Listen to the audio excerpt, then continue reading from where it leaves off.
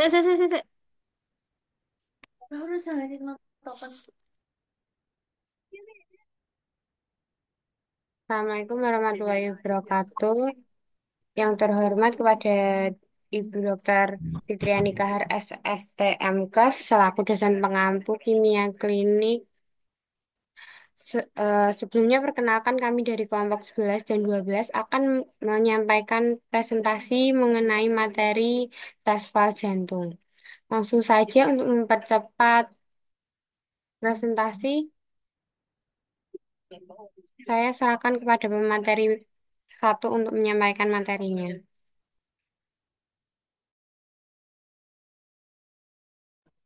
Terima kasih atas waktunya. Di sini saya akan menjelaskan tentang definisi kreatin kinase. CK adalah enzim yang ditemukan dalam konsentrasi tinggi pada otot jantung dan otot rangka, serta pada konsentrasi rendah di jaringan otak. CK merupakan molekul dimetrik yang terdiri dari sepasang monomer berbeda, yaitu M yang berkaitan dengan otot dan P yang berkaitan dengan otak. Sehingga terdapat tiga isoenzim utama, yaitu CKMM, CKMB, dan CKBP. Next slide. Isoenzim yang pertama yaitu CKMM. Nah, enzim ini terdapat di otot rangka. CKMM atau yang disebut dengan kreatin kinase Mas, muscle adalah enzim yang terutama ditemukan dalam otot rangka dan berperan dalam metabolisme energi. Enzim ini membantu mengkatalis reaksi yang mengubah kreatin fosfat menjadi kreatin dan menghasilkan ATP yang diperlukan untuk konstruksi otot. Next slide. Kemudian isoenzim yang kedua yaitu CKMB yang terdapat di otot jantung. CKMB atau disebut dengan kreatin kinase MB adalah isoenzim kreatin kinase yang terutama ditemukan di otot jantung. Enzim ini berperan dalam metabolisme energi dengan membantu produksi ATP yang diperlukan untuk konstruksi otot jantung. Next slide. Kemudian isoenzim yang ketiga yaitu CKBB atau kreatin kinase BB, yaitu isoenzim kreatin kinase yang terutama ditemukan di otak dan jaringan lain seperti usus. Enzim ini berperan dalam metabolisme energi dengan membantu produksi ATP yang penting untuk fungsi sel-sel otak dan usus.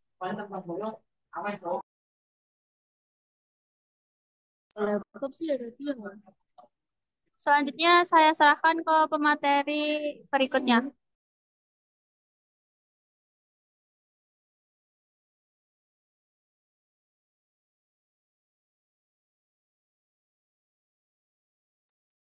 Selanjutnya yaitu ada CKMT atau kreatin kinase mitokondrial.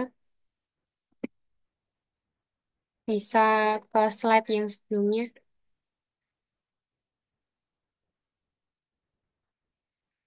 Eh, Kreatin kinase mitokondrial ini merupakan isoenzim kreatin kinase yang ditemukan di dalam mitokondria, organel yang berfungsi sebagai pusat produksi energi dalam sel. Enzim ini berperan dalam sistem fosforeatin yang membantu menyediakan ATP untuk berbagai proses metabolik termasuk kontraksi otot atau aktivitas otak. Selanjutnya, next. Di sini ada fungsi dan penggunaan tes CK, yakni yang pertama mendeteksi kerusakan otot. Kadar CK yang tinggi dapat mengindikasikan cedera atau gangguan otot seperti miopatin atau rhabdomyolysis. Next. Lalu yang kedua yaitu mendiagnosis serangan jantung. CKMB CKMB digunakan untuk menilai kerusakan otot jantung setelah dugaan infark miokard. Next, menilai gangguan neuromuskular.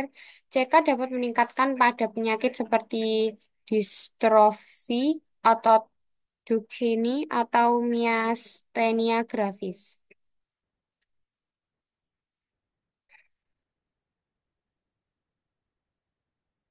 Selanjutnya akan saya serahkan kepada pemateri yang selanjutnya.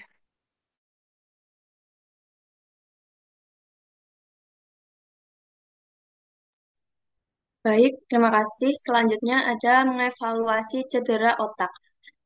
Kreatin kinase BB dapat meningkat akibat trauma kepala atau stroke. Next. Selanjutnya ada memonitor efek obat atau terapi. Beberapa obat atau terapi yang memengaruhi otot seperti statin dapat meningkatkan kreatin kinase, sehingga tes ini digunakan untuk pemantauan. Next. Selanjutnya ada penggunaan biomarker untuk sindrom koroner akut, memantau proses penyembuhan otot. Kreatin kinase myocardial band digunakan untuk mendiagnosis infark miokard dengan cara enzimatik immunoassay. Nilai normal CKMB itu kurang dari 24 mikroliter. Next.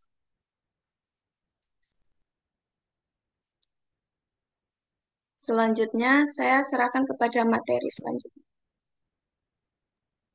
Baik, terima kasih. Peningkatan kadar kreatin kinase pada CK yaitu 8 sampai 12 jam setelah cedera. Sedangkan untuk CKMB 18 sampai 24 jam setelah infark miokard dan kembali normal dalam 2 sampai 3 hari. Keterbatasan dari CKMB ini dapat meningkat pada kondisi non-kardiogenik seperti trauma otot, skeletal akut, dan penyakit otot kronik. Penyebabnya yaitu infark miokard, cedera otot rangka, aktivitas berat, penyakit otot, dan obat-obatan tertentu. Kemudian, keterbatasan CKMB tidak spesifik untuk jantung dapat meningkatkan kondisi non-kardiogenik, digantikan oleh biomarker lain seperti troponin. Nah, penggunaan terbarunya meskipun masih direkomendasikan teknologi terbaru seperti antibodi monoklonal meningkatkan akurasi pengukuran nekrosis jantung. Nah, keterbatasan CKMB dalam diagnosis, peningkatan CKMB juga terjadi pada penyakit gagal ginjal kronik dan trauma otot skeletal. Faktor-faktor yang mempengaruhi tes CK itu ada pada aktivitas fisik meningkatkan kadar CK, terutama setelah latihan berat. Obat-obatan seperti statin dan kortikosteroid dapat meningkatkan kadar CK. Kondisi medis yaitu hipotiroidisme dan rabodi, ra- rhabdomyolysis dan faktor lainnya itu dehidrasi, stres, kelelahan juga dapat mempengaruhi hasil tes CK. Kemudian saya lanjutkan ke pemateri selanjutnya. Oke, terima kasih waktunya. Di sini ada definisi troponin. Troponin adalah molekul protein yang merupakan bagian dari otot jantung dan rangka. Troponin ini berperan penting dalam mengatur kontraktilitas otot jantung dengan cara mengikat aktin dan miosin, serta mengatur pergerakan kalsium ion. Dalam konteks medis, troponin digunakan sebagai biomarker untuk mendeteksi kerusakan otot jantung termasuk dalam kasus serangan jantung atau infark miokard. Next.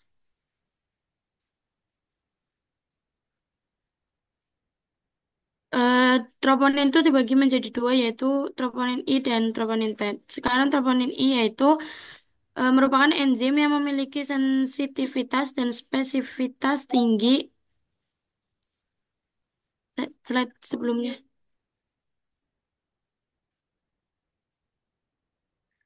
Saya lanjutkan, merupakan enzim yang memiliki sensitivitas dan spesifitas tinggi untuk mendeteksi kerusakan otot jantung. Troponin ini adalah sebuah biomarker yang sangat spesifik untuk kerusakan miokardium. Peningkatannya dalam darah seringkali menandakan bahwa adanya infark miokard atau serangan jantung. Next. Untuk pengertian dari troponin T sendiri yaitu protein spesifik dari otot jantung dan dikeluarkan ke dalam serum bila mana terjadi kerusakan otot jantung sehingga senyawa tersebut digunakan sebagai marker atau petanda adanya kerusakan otot jantung baik yang disebabkan karena infark miokard akut atau IMA ataupun adanya proses inflamasi dan nekrosis otot jantung. Next. Ada struktur troponin I, yaitu troponin I ini memiliki struktur yang memungkinkan pengikatan dengan aktin dan kompleks troponin lainnya. Terdiri dari beberapa dominan yang berperan dalam interaksi tersebut. Bisa dilanjutkan dengan pemateri selanjutnya.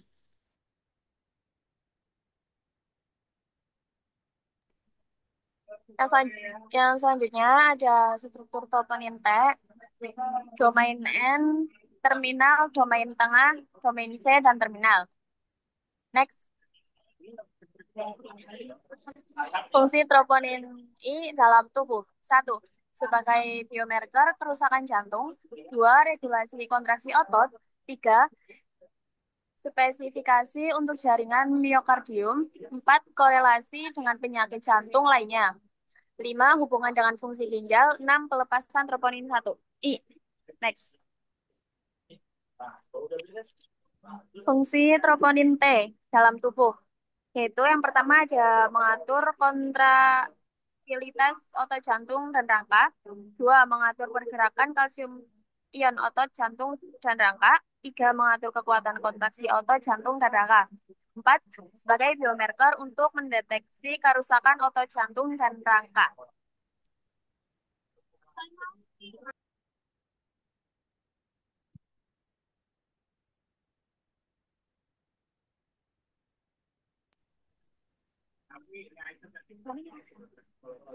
Kemudian ada fisiologi metabolisme troponin, troponin I, pelepasan troponin I, sirkulasi dalam plasma, pembuangan troponin I, peran troponin I dalam diagnostik, respon inflamasi, dan korelasi dengan penyakit lain. Selanjutnya akan dilanjutkan dengan teman saya.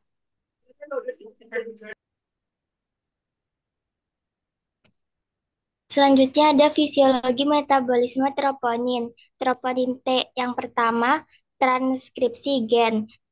Gen TNT ditranskripsikan menjadi mRNA di dalam inti sel otot jantung. Yang kedua, terjemahan mRNA. mRNA TNT diterjemahkan menjadi protein TNT di dalam ribosom. Yang ketiga, pemrosesan protein. Protein TNT diproses dan dimodifikasi di dalam retikulum endoplasma dan aparatus Golgi. Yang keempat, ada sekresi troponin T. Protein TNT disekresikan dari sel otot jantung ke dalam sirkulasi darah. Yang kelima, transportasi troponin T. TNT diangkut oleh darah ke jaringan otot lainnya, termasuk otot rangka. Yang keenam, proteolisis troponin T. TNT dipecah oleh enzim proteolitik seperti kalpain dan katepsin. Yang ketujuh, penghapusan troponin T. Fragmen TNT yang dipecah diangkut ke hati dan ginjal untuk dihapus dari tubuh. Next. Selanjutnya ada patofisiologi metabolisme troponin I. Yang pertama ada mekanisme kerusakan sel. Kadar troponin mungkin meningkat dalam lingkup kebutuhan curah jantung meningkat dan aliran darah miokardium relatif tidak memadai. Yang kedua ada interaksi dengan enzim lain. Yang ketiga ada respon inflamasi. Yang keempat ada korelasi dengan fungsi jantung. Next. Patofisiologi metabolisme troponin. Troponin T. Dalam pemeriksaan troponin I dan T, kadar akan meningkat apabila ada kerusakan pada miokardium dengan dilepaskannya troponin ke dalam darah yang tinggi kadar troponin I. Normalnya yaitu kurang dari 0,03 Ng per mililiter. Sebagai biomarker lebih akurat dalam menentukan PJK yang dipacu oleh kerusakan miokardium dibanding troponin T yang tinggi. Normalnya kurang dari 0,1 Ng per mililiter karena berkaitan dengan penyakit non-kardiovaskuler. Next. Penyakit akibat gangguan metabolisme troponin. Yang pertama yaitu ada kerusakan akibat iskemia miokardium relatif, miokardium infark tipe 2 akibat ketidakcocokan supply demand.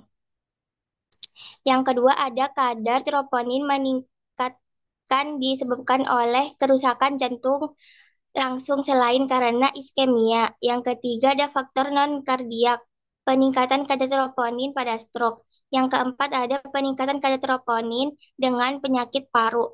Yang kelima ada peningkatan kadar troponin dengan penyakit ginjal. Yang keenam ada peningkatan kadar troponin dengan penyakit diabetes mellitus.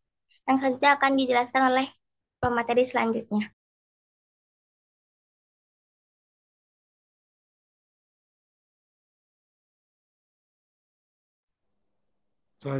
Selanjutnya ada metode dan prinsip analisa gangguan metabolisme troponin. Yang pertama ada metode imunoassay, yang selanjutnya ada High Sensitivity Troponin Test atau HSTN, yang selanjutnya ada pemeriksaan troponin I dan versus troponin T. Next. Selanjutnya ada pra-analitik, analitik, dan pasca-analitik analisa gangguan metabolisme troponin. Yang pertama ada pra-analitik. Yang pertama ada permintaan pemeriksaan, persiapan pasien, pengambilan sampel, transportasi sampel, kesalahan yang umum, kesalahan yang umum terjadi, dampak dari kesalahan. Yang kedua ada analitik, persiapan alat reagen, pelaksanaan uji, kesalahan yang sering terjadi, dan dampak hasil yang tidak akurat. Yang selanjutnya ada pasca analitik, pelaporan hasil, interpretasi hasil, kesalahan yang terjadi, dan dampak kesalahan.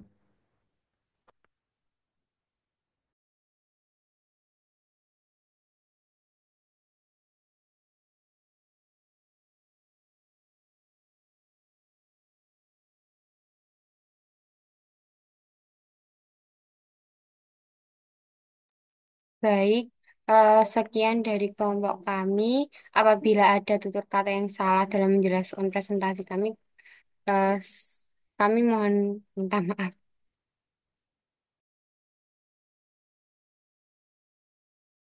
Saya akhiri. Wassalamualaikum warahmatullahi wabarakatuh.